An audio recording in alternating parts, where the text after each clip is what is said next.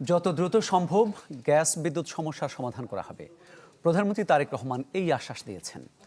রাজধানী বনানী টিএনটি মাঠে খালেদা জিয়ার জন্মবার্ষিকীতে আর্থিক সহায়তা প্রদান অনুষ্ঠানে গ্যাস বিদ্যুতের ভোগান্তির জন্য দুঃখ প্রকাশ করেন তিনি। অভিযোগ করেন, এ নিয়ে বিরোধী দল হঠকারী রাজনীতি করছে। বাংলা কিউআর যেখানে নগদ পেমেন্ট সেখানে। সারা দেশে 10 লাখেরও বেশি মার্চেন্টে নগদে পেমেন্ট করুন খুব সহজে।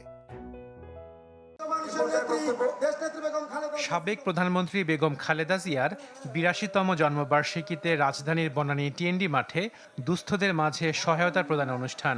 নিজ সংসদীয় আসনে এই অনুষ্ঠানে যোগ দেন প্রধানমন্ত্রী তারেক রহমান। বক্তব্য রাখেন সরকার প্রধান। দেশে চলমান বিদ্যুৎ বিভ্রাটের জন্য দুঃখ প্রকাশ করেন প্রধানমন্ত্রী।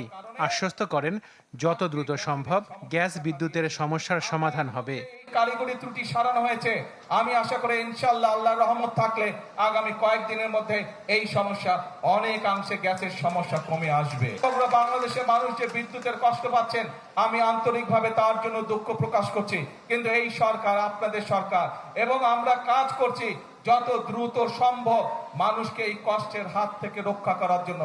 আগামী এই যে সংসদ ২৭ তারিখে শুরু হবে, এই সংসদের মধ্যেই আমরা বাংলাদেশের জনগণের সামনে উপস্থাপন করব আগামী 10 বছর আমরা কিভাবে এই দেশের মানুষের জন্য জ্বালানি সমস্যার সমাধান করব।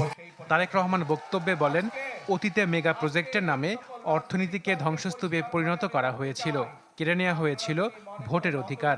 কিন্তু এবার পছন্দের সরকার বেছে নিয়েছে জনগণ।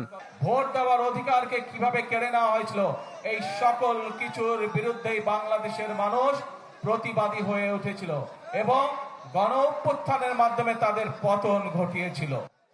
স্বৈরাচারে ফিরে আসার পথ সুগম করে এমন কোনো কাজ না করতে বিরোধী দলের প্রতি আহ্বান জানান প্রধানমন্ত্রী তারেক রহমান। বিভ্রান্ত রাজনীতি বাদ দেন, সেই সব হঠকারিতার রাজনীতি বাদ দেন। আসেন, জনগণের জন্য কি করতে পারবেন, কি পরামর্শ আপনাদের দলের মধ্যে আছে সেটি জনগণের সামনে তুলে ধরেন।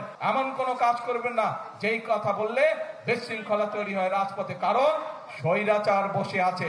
আবুল হোসেন গিয়েছেন। বক্তব্য শেষে দুস্থদের মাঝে অনুদানের চেক বিতরণ করেন সরকার প্রধান। 14 নম্বর শফিক রহমান। Ashikin Prince, channel 24, Dhaka.